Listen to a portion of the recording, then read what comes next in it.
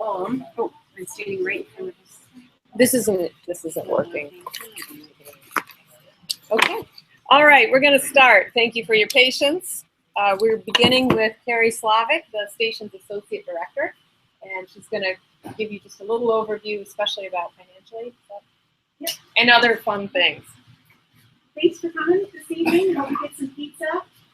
I'm not going to talk very long because the people you've really come to see are our faculty who are going to teach the classes this summer and spring term, and they're in the back. And what I want to tell you about is financial aid. If you have financial aid to the university, we encourage you to apply for that already. You know, if you have already done your FAFSA and you're already going through the university's Office of Financial Aid, we encourage you to do that. And then in addition to that, apply through the biological station because we have grants in the form of need-based and merit-based aid. And they're grants, so we don't give out loans. And it's very easy to apply for financial aid for both merit and need. We have applications here. Peggy brought a stack of them. So if you want to get going on your application, now's a good time to start that because our deadline for financial aid is March 15th. Target date for getting all the classes populated and everyone enrolled is also March 15th, but we will take you later on in the We also have bulletins. If you know anybody else who might be interested in the biological station, please take some of these and pass them out. And you'll see from the faculty that this is a really unique experience. The biological station is a field research station, so it's not just students that will be there. There are researchers from all over the country that come and do their work there. And it's a community of students, faculty, researchers, staff, and everyone's families as well. All right, thank you. All right, so we have up first, we're going to go to Kurt. So our first person speaking is coming to us virtually. So let me switch him up. Let's see. Can you hear me? We can hear you. Awesome. Okay. Oh. One more try. There you go. I'm going to turn it so you can see everybody. All right, perfect. Hey, everybody, I'm Kurt. I've been coming up to the station since I was about 10 years old because my dad used to teach up there. And the first thing I want to say is every class up at the station rocks, and the whole experience for the summer is a cool experience. So I want to tell you a little bit about the course I teach, which is the biology of animal parasites. I'm going to try to switch around here and see if I can do just a second.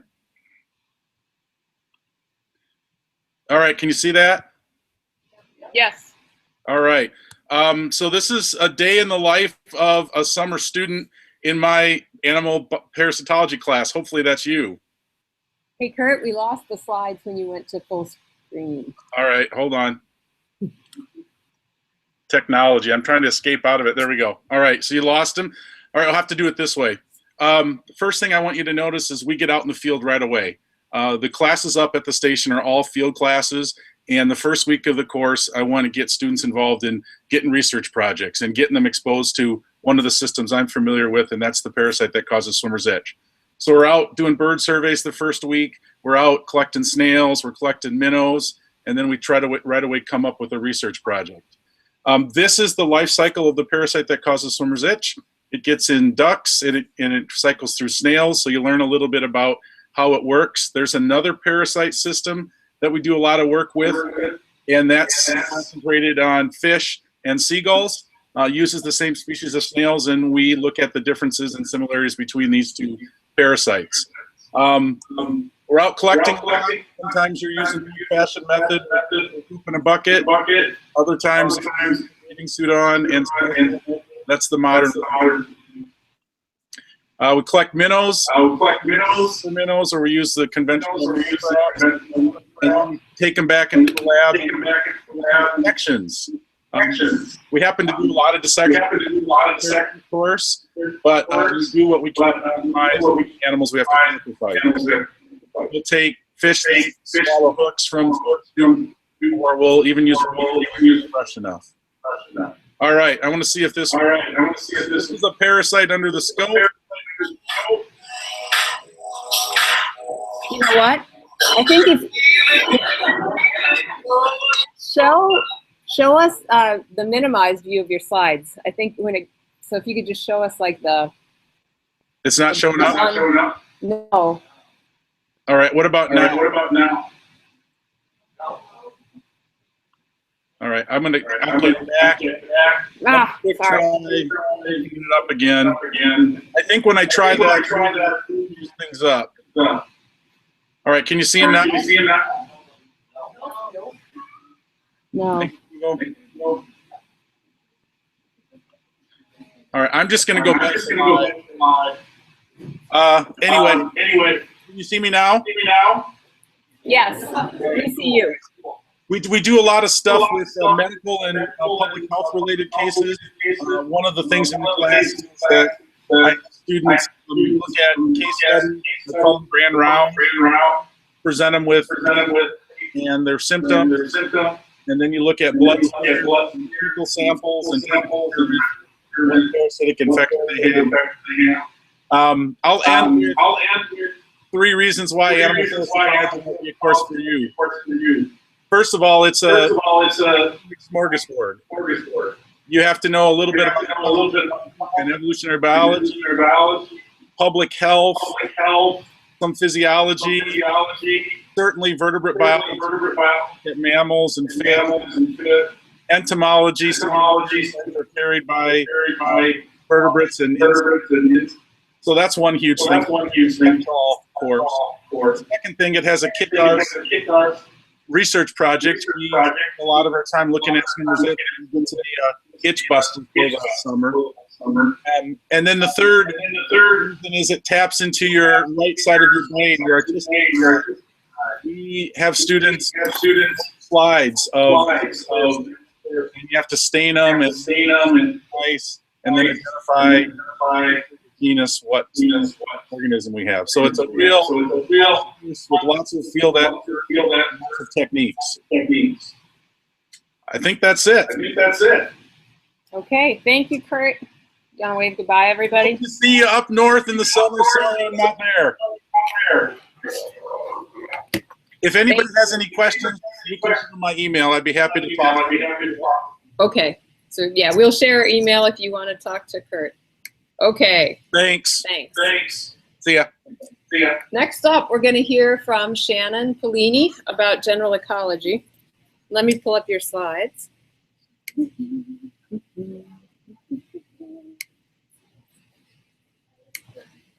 you check the slides at all first? I just saw it when I got here. I see slide 1 of 1. Yeah, there's just one slide. Okay. And we can do this. All right. Everyone.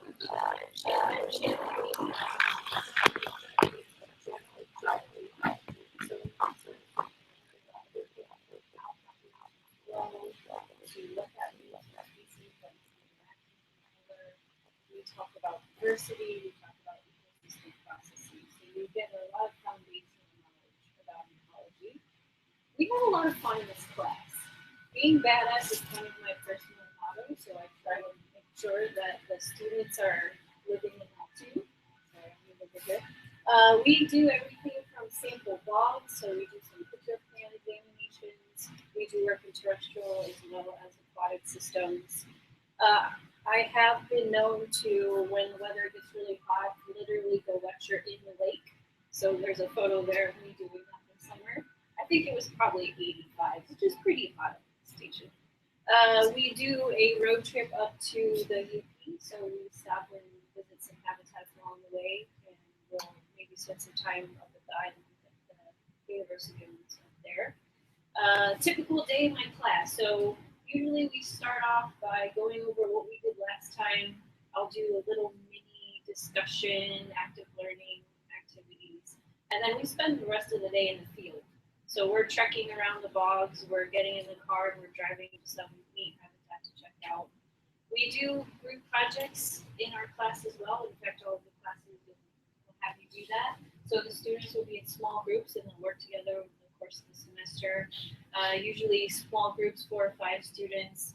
We've had students do everything from track nitrogen cycling across a burn chrono sequence at the station.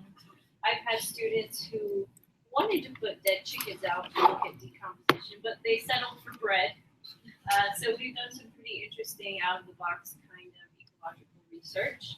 This is a writing-intensive class, so it'll fulfill that requirement. And I don't want you to freak out about that too much, because I did spend time for a couple of weeks going over scientific writing with you. We also do a little bit of stats. So another goal of the class is for students to take ownership of the lab exercises that we do and actually work up the statistics and report those results. Another thing that I really love about this station is we talk about science all the time, everywhere, anywhere. I had the photo of me in the minivan with some of my students just to make that point that there's a lot of communication and interaction between the faculty and students. I have a 5-year-old son. You'll see him running around the station. He's a big part of my life as well. Do you have any questions? Yeah. So are you describing the format of the spring term ecology or the? This is the summer session. Yeah, we don't have any faculty here from the spring term. I'm sorry, ecology in the spring, general ecology.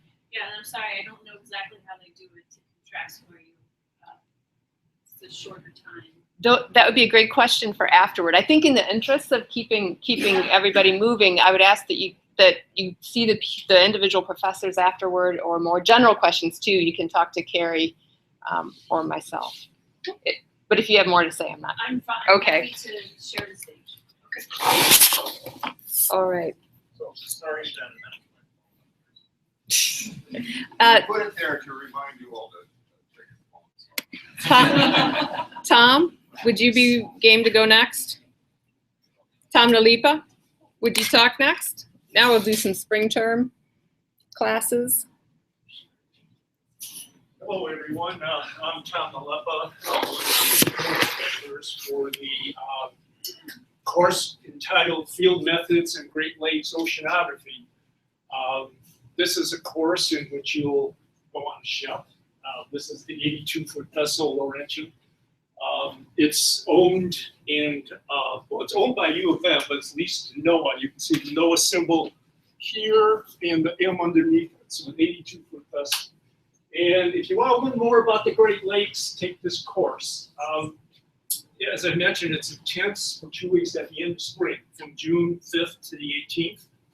And you'll learn about the Great Lakes through lectures, but mostly you'll be going out on the water, doing collections, looking at biological communities, and measuring physical properties of the Great Lakes, mostly in and around northern Lake Huron, in and around the straits. This will be the 4th year we're teaching. In each year, we try to get a shot with the mackerel bridge in the background. When I say we, there's 3 of us. The other 2 instructors are here, Gary Fonsteel, who's a specialist in algal communities and primary production. Dave Schwab, who's a physical oceanographer, and myself. I'm an invertebrate specialist, ecology, mostly dealing with invasives and interested in mussels. All 3 of us are with the Water Center at the Grain Institute here at U of M. And before that, we spent our entire careers with NOAA, researching on the Great Lakes. So between the 3 of us, we pretty much, I think, have it covered. It's like, so what I basically want to do is talk a little bit about how a typical day is going to, how those 2 weeks is going to go. Here's the field station here. Here's the Port of Sheboygan, where the ship will be coming in from Muskegon. So the ship will leave on Monday, from Muskegon, get into port on Tuesday. And on Monday and Tuesday, we'll give lectures to give you background material about the Great Lakes, what are some of the major issues, some of the specific issues in the Straits region. The Enbridge pipeline will give you, that's been in the news quite a bit nowadays. You shake your head so you know about that. Yeah, it's a big issue up there. So we'll do safety training probably when the ship gets in, and then starting Wednesday, every day we'll leave biological station at 7:30, get to the ship at about 8, and then spend all day in the water. And we'll do this for 8 days. These are the 4 sites we'll concentrate on. Right here, each of them has different properties. The deepest lake station right here is over 100 meters. Certainly a lot of different physical, biological properties in this shallow station here. These 2 stations are kind of mid-depth and protected. This one has a lot of mussels, big changes that we see compared to this station here. So those 8 days, there's going to be a variety of things that we do. Of course, go to the sites and do collections. One interesting, that's usually on the weekend, on the Saturday, so you can sleep in on Sunday. So we go out at night and do some collections. We have dinner on board the ship and flip the burgers, and then we collect for mysis, which is an invertebrate that comes up only at night. And that's always kind of exciting. You know, sometimes we get and sometimes we don't. But the schedule is such that it's, of course, varies depending on the weather, which way the wind is blowing. We've been pretty fortunate. We haven't got blown off in the 3 years. We've had fog where we had to delay until the afternoon. So there's a lot of juggling that we have to do. But it generally works out. So what happens is you do the collections at these sites, do the measurements back in the laboratory. In some cases, this slide, sometimes in the laboratory in the ship, but most of the work is back at the biological station. And what you do then is do the analysis and write the report. And the premise of the report is to compare and contrast those 4 sites based on the lectures and what you actually went out and collected. Water samples, benthic samples. I put 3 slides, that's what my specialty is. Netto, and then some filtrations for phytoplankton and chlorophyll analysis. Next slide. This is back in the biological station doing some of the counts, and you'll learn some IDs of invertebrates and some of the major phytoplankton groups. And I guess that's about it. Let's see, any other one? Yeah, this is some shots from the Port of Sheboygan, looking out towards northern Lake Huron. So next slide. And so it's intense, but we do have a lot of fun. And so if there's any questions, be sure to contact any one of the 3 of us. Thanks, Tom. Okay. Okay.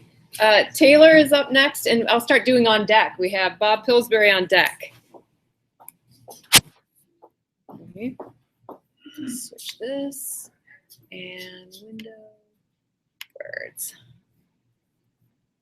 So this is Taylor Forrest, who's an alum of the Biology of Birds class, and she's going to talk on behalf of Dave Ewert, the spring birds professor. Yes. So hi, I'm Taylor. I'm a master's student in ecology and evolutionary biology, and I took Biology of Birds in 2011, so a really long time ago. And you can go ahead and go to the first slide.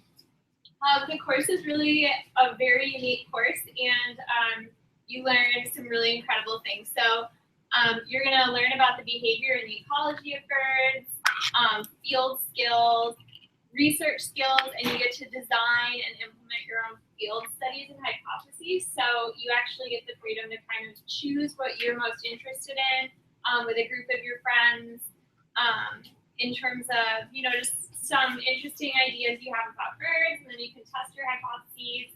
And Dave is really an awesome scientist at, helping you figure these things out. You also get to learn the natural history and identification of birds, and of course the appreciation of the adaptability for birds. So these are some images from past courses. So you'll notice everyone has their binoculars around their neck. That will be, even in the dining hall, you'll be sitting there with your binoculars on, I'm sure.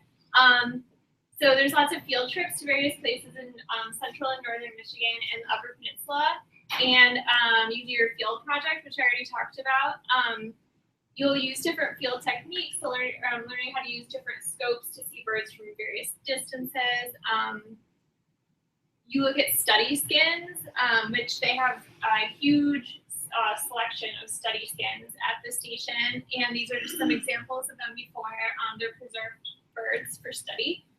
There are some interactive lectures that Dave gives.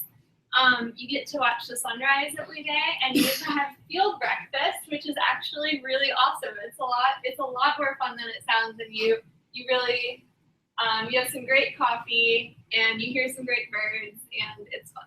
So you go all around northern Michigan, as I said, and the Upper Peninsula.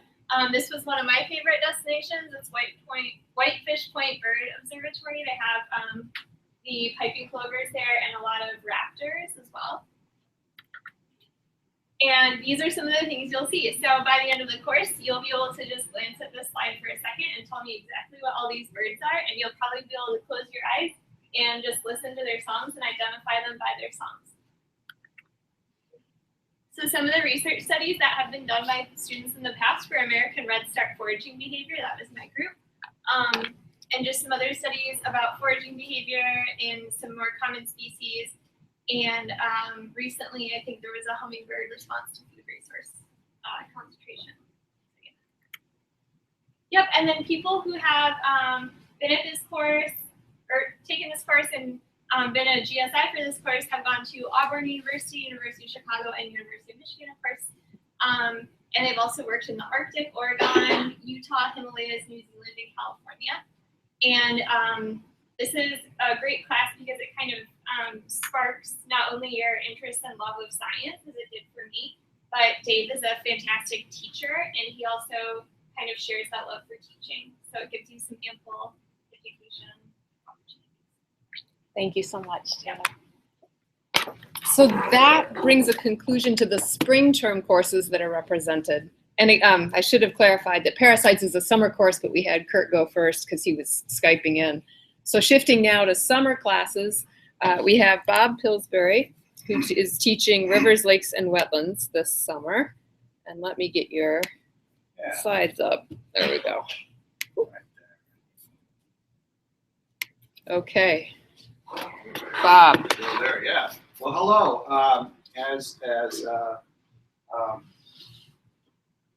As we just talked about, I've been teaching at the biological station for many years. I'm really excited about teaching this course up here. Get the next slide.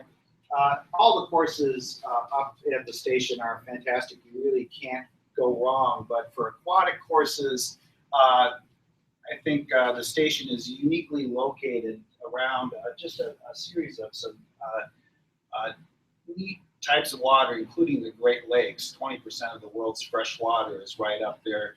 You're likely living right at the edge of Douglas Lake, a beautiful lake right there. So we've got a lot of aquatic habitats at our fingertips. And this course is designed to be kind of an introduction course to all we've got lots of fine aquatic courses at the station, but this is meant to be kind of an introduction or a feeder course to some of the other aquatic courses that you'll hear about. Next. So we're going to examine, starting with kind of the basic building blocks of aquatic biology, we're going to examine the physical, chemical, and biological factors that help structure the biological communities in an aquatic environment, as well as the human impact. Next slide.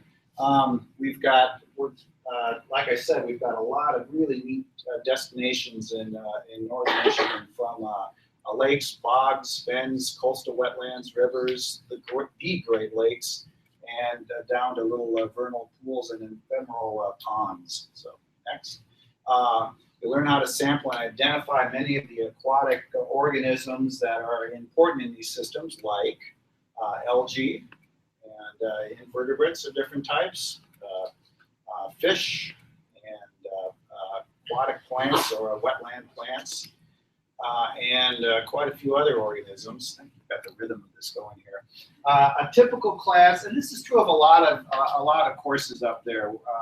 We have lecture in the morning. We'll go out to a unique place mostly that's attached to that lecture, and start doing some work out there for that day's lab. We'll have lunch out in the field, so we'll pack a lunch, come back at 3 or 4, do kind of collect all the data, and then maybe in the late afternoon or after dinner have a few people together working with me and a TA in the computer labs to kind of crunch the numbers during that time and build a presentation so that we can present it the next time we meet, and then we'll start it all over again.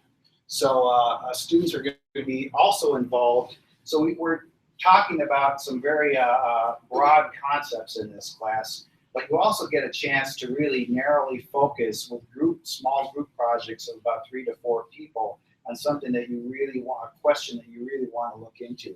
So in the past, we've had people that have looked at the effects of zebra mussels on native clams, succession patterns in these dune swells. This is a really unique system along the Great Lakes. We've got these series of ponds, and the farther each pond that you go back, you're going back about 50 to 70 years in time as successional time. So it's a really unique area. Bezzini National Wildlife Refuge, we can look at fire ecology in fens, the effect of beaver dams on river communities, and so on. So we've got a lot of resources up there and a lot of aquatic habitat. So we've got a lot of different choices up there. So join us if you like. And last slide, I guess. So this summer, and there's my son. Hopefully he'll be up there too. So. He's a little older now. Yeah, he might be in the kitchen now, but I had to throw that in. Okay, thanks, Bob. Sure. Okay. Okay, yeah, if people are watching from home, that was a reminder that you could get more pizza, but you can't. Logan, I'm going to have you come next. Sorry, I didn't give you the on-deck notice. And Shane will be on deck. Is John available? No. Okay. Wait, yeah, it's not.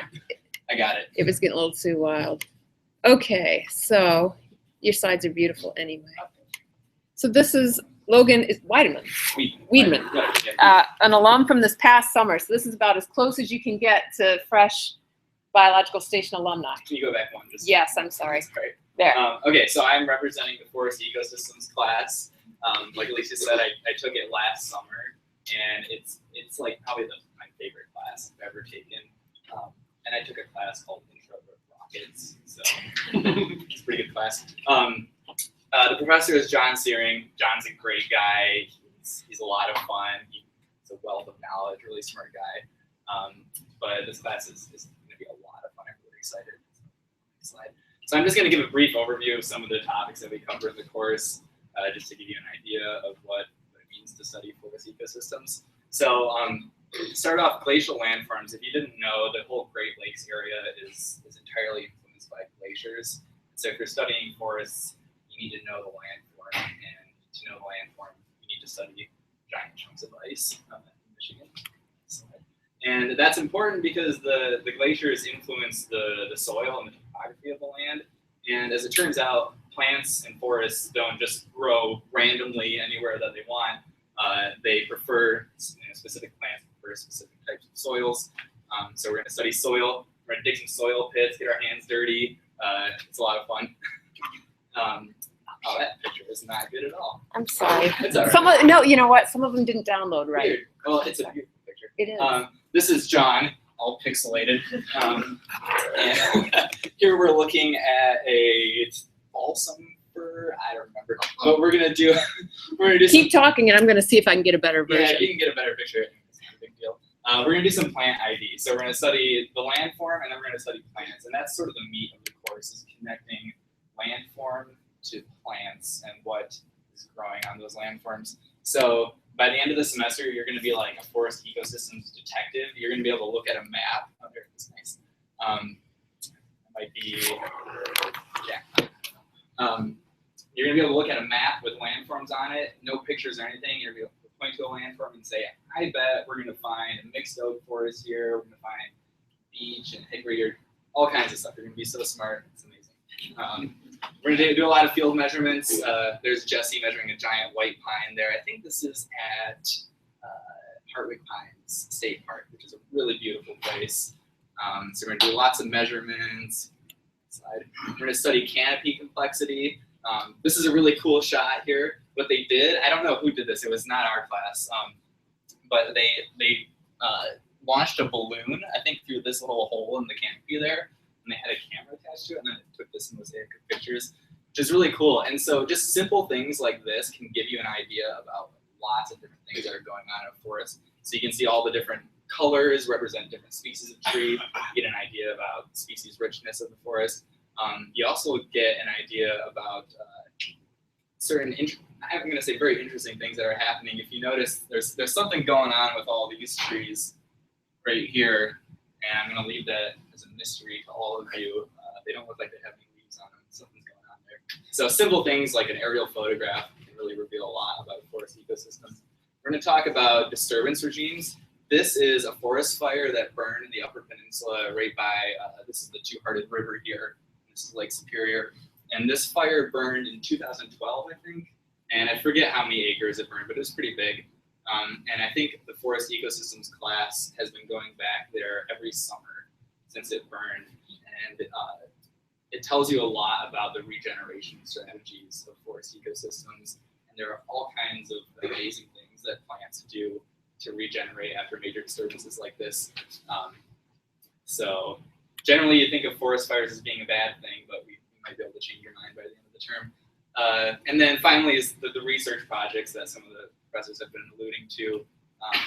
About halfway through the semester, I think we start trying to figure out what our research project is going to be, and you're going to assimilate all of the knowledge and all of the skills that you've accumulated throughout the semester, and you're going to pick a topic and study it. Last summer, I studied beech bark disease, which is really interesting. Look at how much fun these people are having. This is an awesome class, you guys. And then as an added bonus, we do a lot of really cool field trips, which is similar to a lot of the classes. We typically go to Pictured Rocks National Lakeshore. We go to Hartwick Pines. We go to Wilderness State Park. We swim in Lake Michigan. We swim in Lake Superior. We swim in Burt Lake. We swim in Douglas Lake. We try to get all the lakes. And it's just a lot of fun. If you like trees, if you like forests at all, I highly recommend taking this class. Any questions? And again, if you're wondering, like, how can Logan be so eloquent about this class?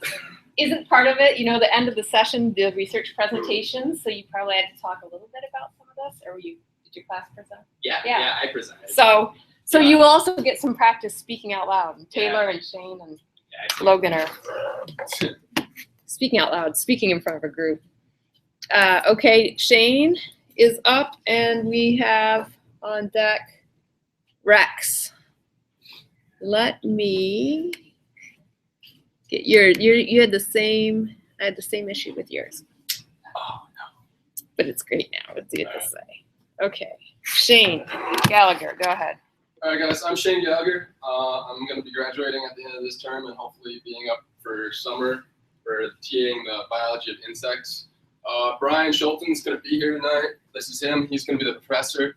He is a professor at the College of Charleston in South Carolina.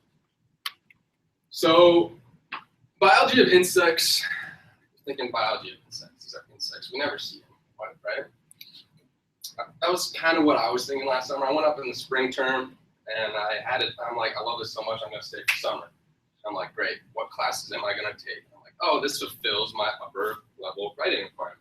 Might as well just do this. Well, that was kind of my feelings at the beginning of the summer semester. By the end of the summer semester, not even, it was like the second day of insect class. I'm like, let's go.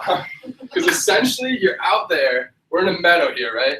And we're just scooping along. It's kind of like I'll use an analogy here, kind of like we're a Pokemon catcher. We're out there, we're hunting for insects. Yes, if you cannot see this, this design is a Pokeball right there. You get these awesome t-shirts. Anyhow, so we're out there, we're looking for different kinds of insects.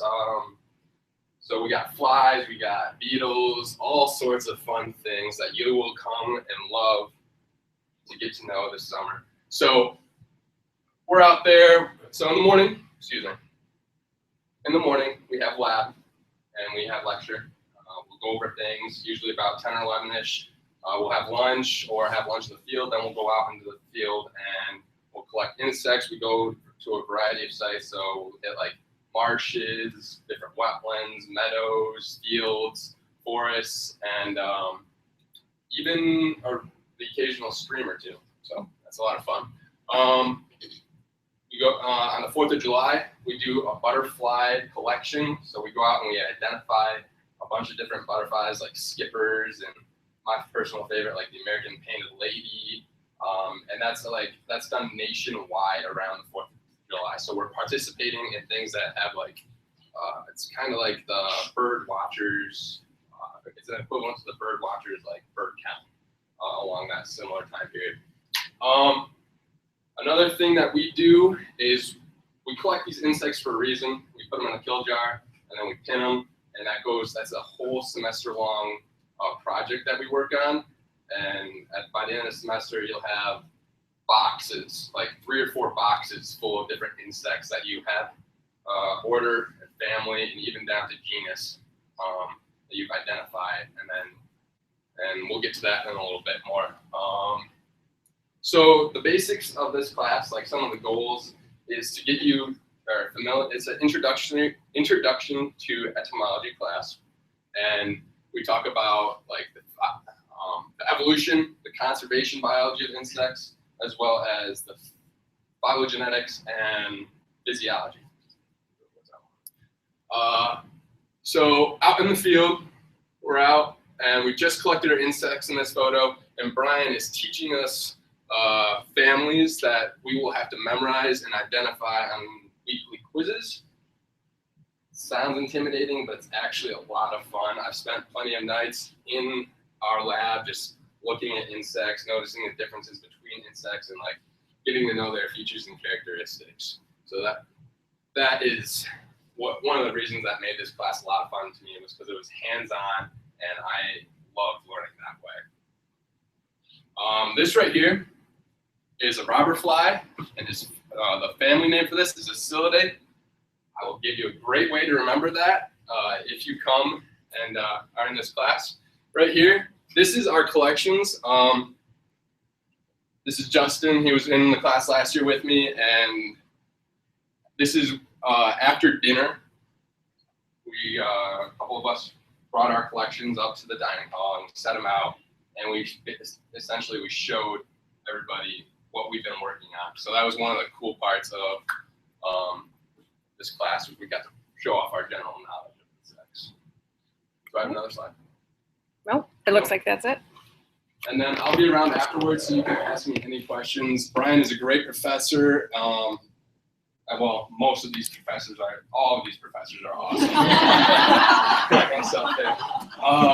And it's a really great opportunity to get out to the biological station and like get into these classes. So. Thanks, Shane. Okay, so Rex is up, and on deck we have Phil Myers. Yeah, so I'd like to reiterate what was just said about all of us professors are good. So I also want to go back to something Kurt said about all of these being good courses and important courses to take. This is something we say every year. If you're interested in field biology, the last semester you should be taking off is when the world comes alive in the summer. When things are going on in lakes, things are going on in forests. And when most people feel, oh God, I've got to work and make some money for next year, that's the fall. Do that in the winter. Go to school when things are happening out in the field. A second advantage, and I'll get to my slides in just a second, I won't talk very long, is that you make lifelong relationships, not just with your professor, but with other professors. And a couple of my former students are here, Amanda and Lorenz from past courses. And Lorenz is famous in the class because he taught us how to cook bacon on a stick over a campfire. We forgot the frying pan, and so we do that all the time now. Okay. So, I don't know where that went. You showed it to everybody else. Does One of that. what? Okay. Well, maybe that needs to go in there. Where? Oh wait, maybe this was it. This is just such. Is there a? Oh wait, we got blue. It's looking good back there. Okay. So you might just need to look to the side. Okay, there. Okay, there we go. Okay, good. So I teach a course, Algae and Freshwater Ecosystems, with my colleague, Pat Sally. Pat is currently in Poland for the year. He's on a Fulbright scholarship. I'm from the University of Wisconsin, formerly from Bowling Green University. So a little bit about what we do. We focus on field methods and on learning freshwater algae wherever they occur. Bogs, fens, lakes, streams, etc. in northern Michigan. And here are a few of the culprits you'll be exposed to over the course of the summer. So this is Pat's slide. The life under a microscope is amazing. And you enter a new world that most people are never exposed to. It's really a remarkable world once you enter it. Lots of things you've never seen before, gorgeous things, interesting interactions between species. So you can read this, we'll go ahead. Okay. So algae are diverse, they're beautiful, they have amazing life histories. We'll talk about some of the life histories.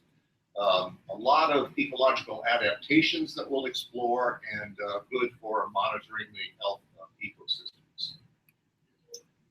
So here's some of the habitats we visit, and you've heard that from other professors. Northern Michigan is a wonderland in terms of habitats, and lots of things to explore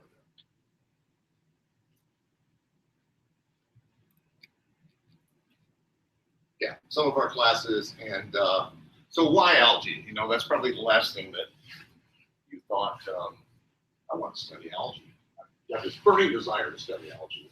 When I told my parents, you know, I got hooked my junior year, I told my parents I was going to spend the rest of my life studying algae, and my mother, very enthusiastic, good boy, Rex, that's you're onto something. My father, somebody going to pay you for that?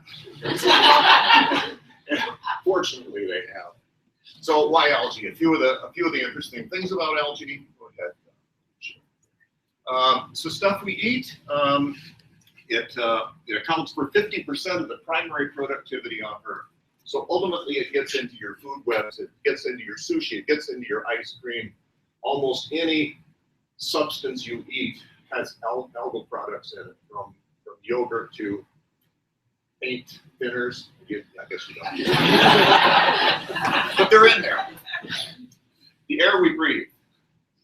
Every second breath you take, you should exhale and say, thank you, algae.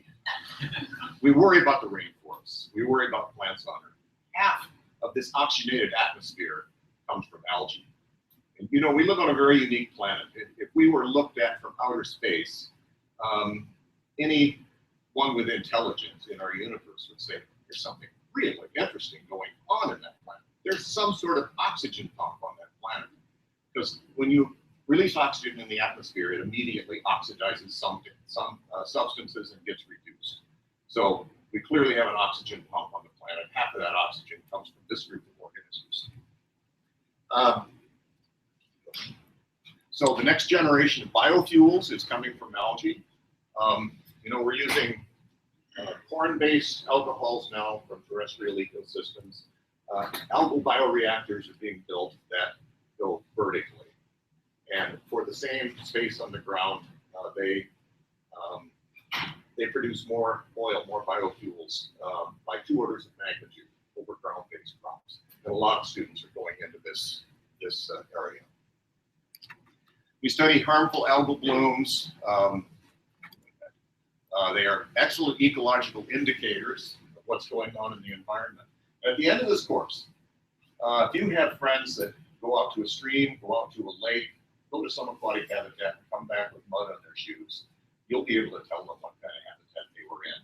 Take a little bit of that mud, look at the diatoms in that mud, and you can tell them, you've been in a bog, or you've been in a stream. What are you doing in that stream? And finally, the Nobel Peace Prize. Does anybody know how algae are connected to the Nobel Peace Prize? Well, Alfred Nobel made his gazillions by finding a way to stabilize nitroglycerin. Nitroglycerin is this explosive substance that if you jar it, it will explode.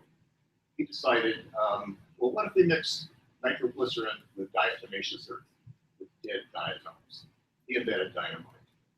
And he felt so bad, I think, about inventing all of these warfare weapons that he came up with the Nobel Peace Prize and other prizes. Plus, we have the best deities. I think we have one more slide. Yeah, we have 2 algal deities, Algos and Phycos, that go out in the field with us. And you know, if you try to get students interested in an obscure subject like this, you have to do some geeky things to get the ball rolling. So our deities go with us, and got them for $1 a piece at a Helston garage sale. Okay, I'm just about done. Diatoms. Do any of you take fish oil? Some people take fish oil. Yeah, fish can't make fish oil. It's impossible. They don't have the metabolism to make fish oil. These guys make fish oil. It's diatom oil, and it goes through the diet of fish. Fish accumulate it, and they don't sell diatom oil, but they wring the oil out of fish, and it's supposed to be good for you. You don't chew it; it tastes bad. Okay. And harmful algal blooms we'll study as well. And I better hurry along here. We're going to be studying on Torch Lake. This is our second year on Torch Lake. Okay, and we're moving to Higgins Lake as well. They've been getting outbreaks on Torch Lake of these benthic diatom blooms all along the bottom of the lake. And we're trying to solve the issue of why is this happening? This is an oligotrophic lake. It's an extremely clear lake, but stuff is boiling up from the bottom. So we're looking at nitrogen versus phosphorus limitation coming in through the groundwater and causing these algal blooms. And if you're up north this summer, you'll certainly be involved in this project. This is what it looks like in Torch Lake over to the far side, and there are diatoms and some blue-greens. Gytlaranema is sort of threading this stuff together. Okay, I think that's probably enough. That's just algae porn. All right, thank you, Rex. Yeah. Phil Myers, and we have Paul Moore on deck. Let's see.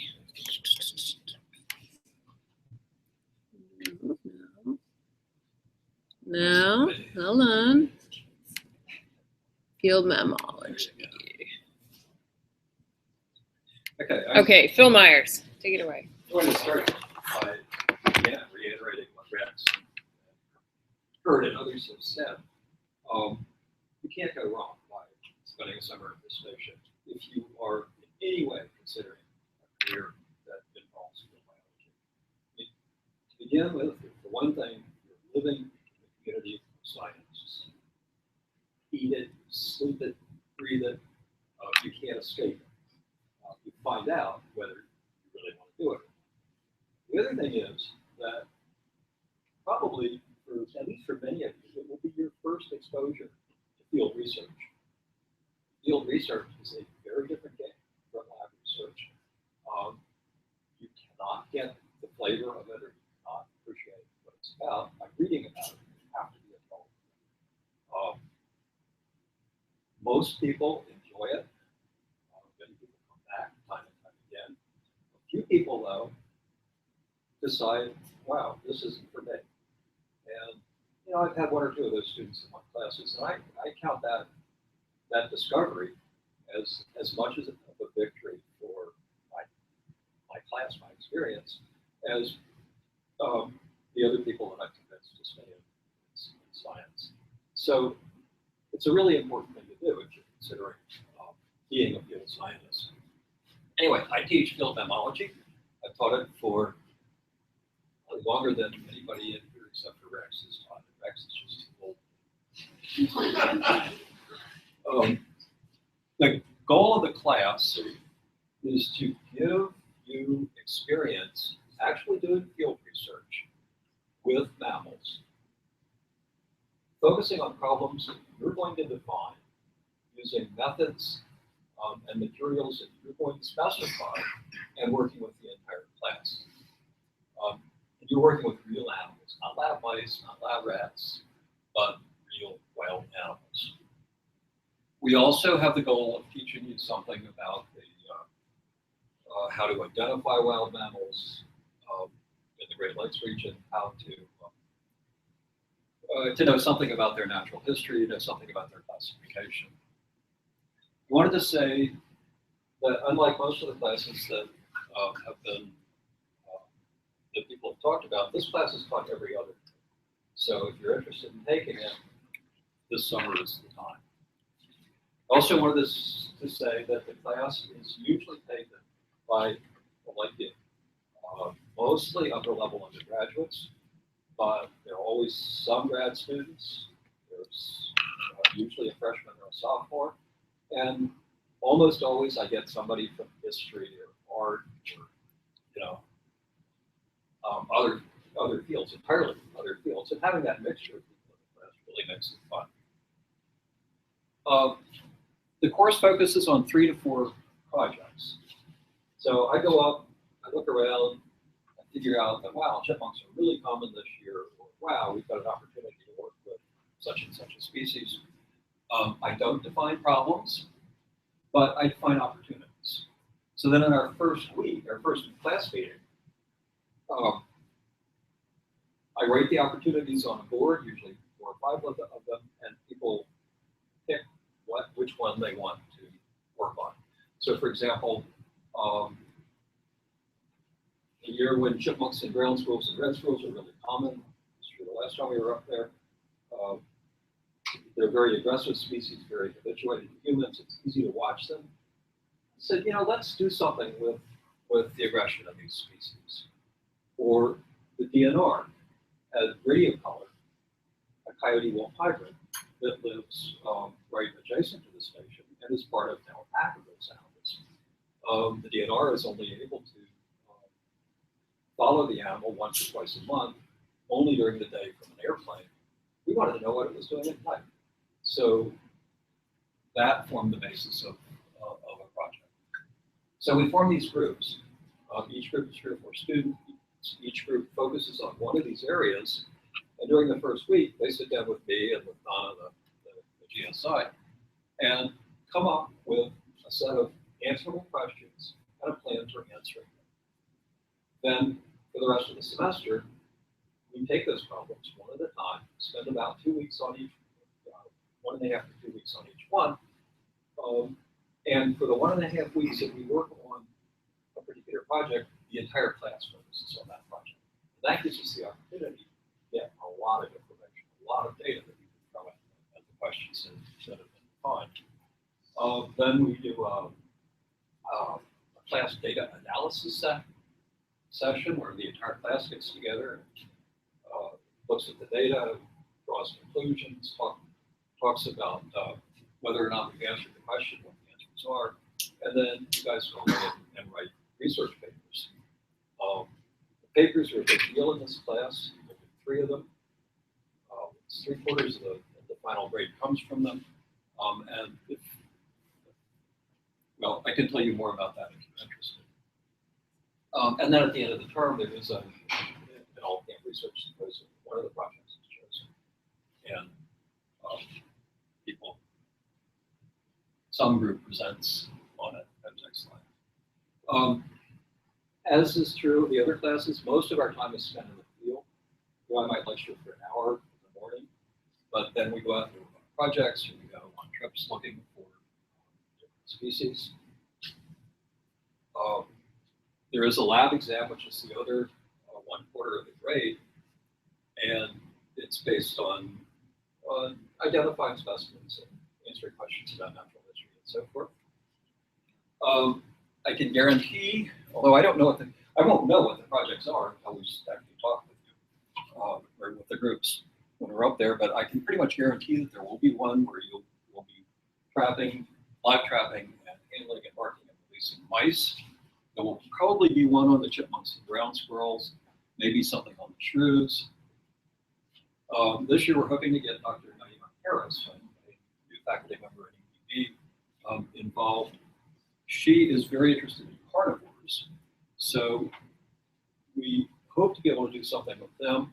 She's also a very experienced camera trapper with a big network of cameras up there now. She didn't take this picture, but she has, I don't know, many dozen cameras now and has taken some incredible photographs and it's a really neat way of figuring out what's in an area. Next.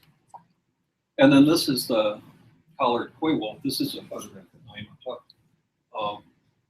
Collared in 2010. I just found out from the DNR that the collard is still beeping. So I think we will try to do something with that. Although Okay, we're at the end. Thank you. If you're counting, yeah, Professor Moore, we have 2 presentations left unless Keith has come. I don't see Keith Taylor, he's not hiding, is he? So we have limnology and then field botany on deck. And you All right, so I teach limnology or freshwater ecology. And to reiterate what everybody said, everybody up there is great teachers. They're experts in their field, but I think what makes us unique, we're all a little bit touched in the head, a little bit crazy about what we do, which makes the courses interesting. Right? We do interesting things in our courses. Freshwater ecology covers all the aquatic habitats. So you heard Tom talk about the Great Lakes. We leave that to him. And then what's great, if you take this course in the spring, you come take my course in the summer, you get the Great Lakes, and then we do all the inland stuff, all the freshwater that's part of the upper part of the mid. It's ready to go whenever. Okay. Yeah. But I have a 3-minute video I'm going to show you about what my students do, like all the other classes. We get up at 8 a.m., we grab our equipment, we don't lecture at all in the classroom. We drive 4 hours north, listen to me talk in a classroom, we go out in the field. So when I'm talking about bogs or fens or streams, we're in the stream, we're in the bog, we're in the fen, you can see stuff. So when I pick up a stonefly and talk about the stonefly and the role that it plays in aquatic food webs, it's there. And you can see it in its habitat. That's the best way to learn. Rain or shine, we visit all these habitats from, say, Grayling up to the Upper Peninsula. So we'll go to about 12 different habitats, and then we start our research project. Field-based course like everybody else, we're in the water every day. You get to see all these different habitats. So I'll show you a short video that we put together every year of what my students do.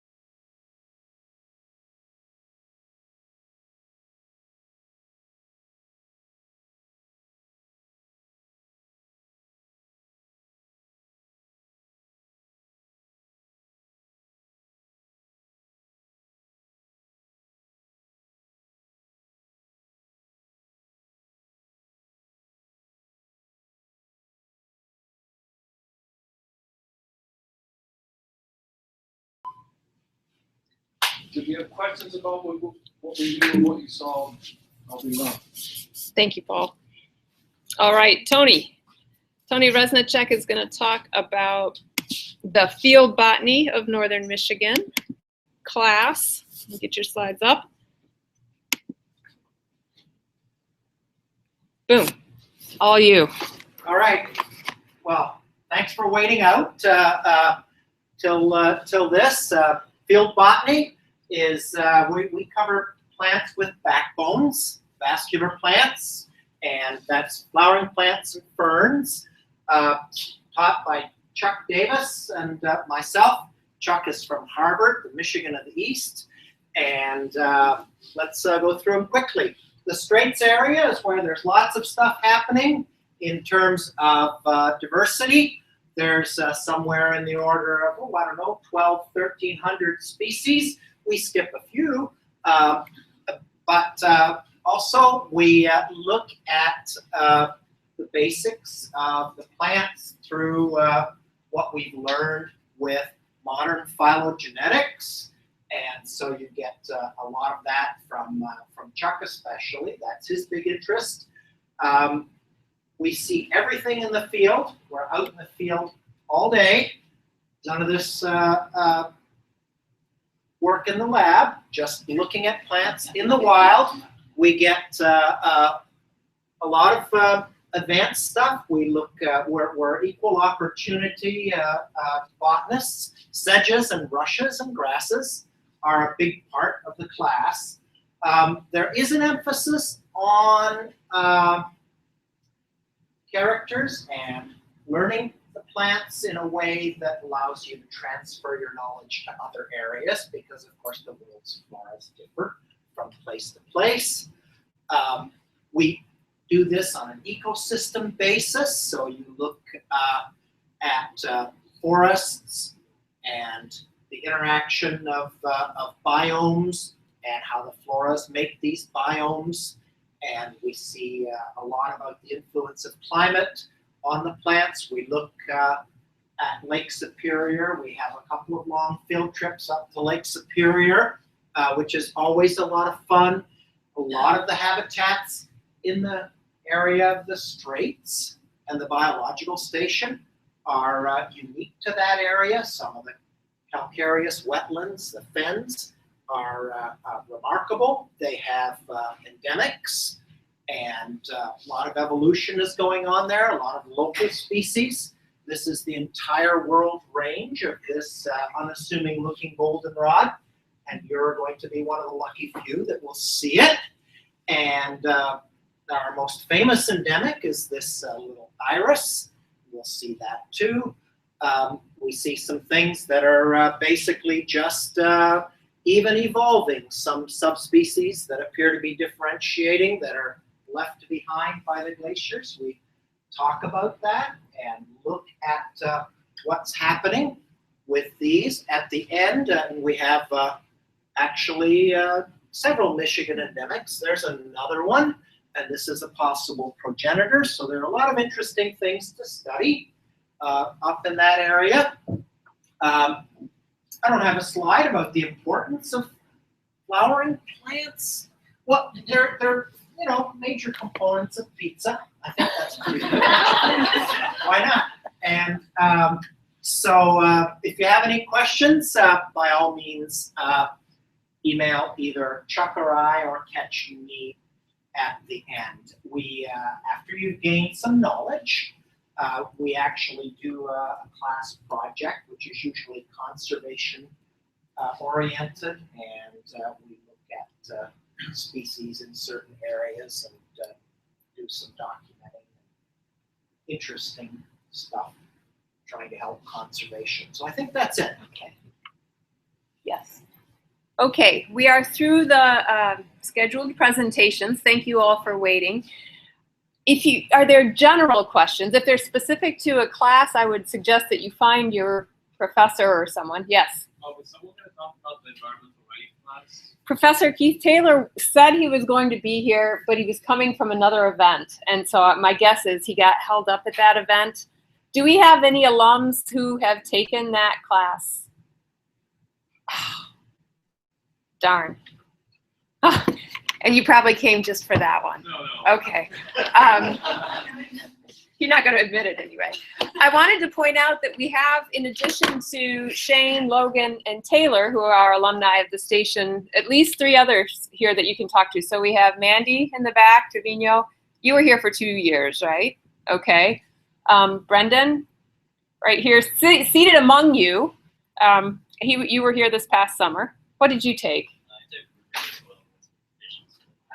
Right, okay, Rivers. And then Fishes, which both Shane and Brendan took, is an every other year course, like Professor Myers mentioned. So we have both parasites and mammals that are offered this year. And then in the odd numbered summers, we have biology of fishes and behavioral ecology other year. Mandy, what did you take?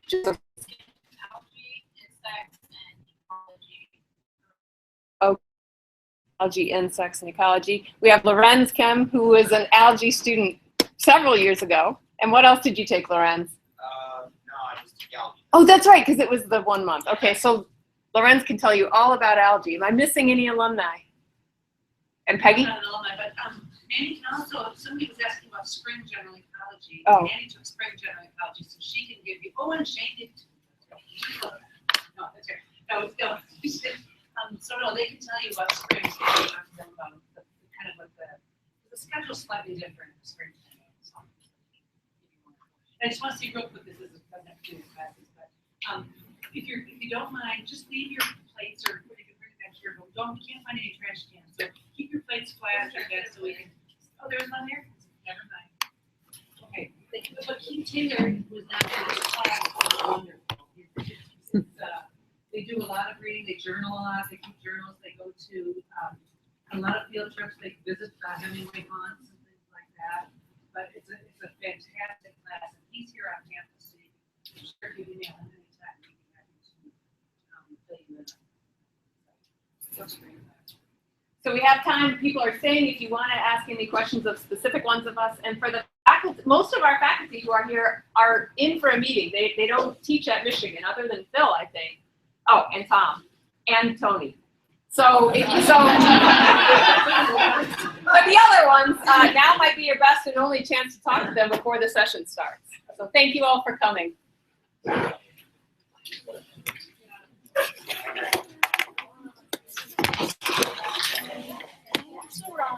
Okay, I'm sorry, let me just stop this so people don't hear us.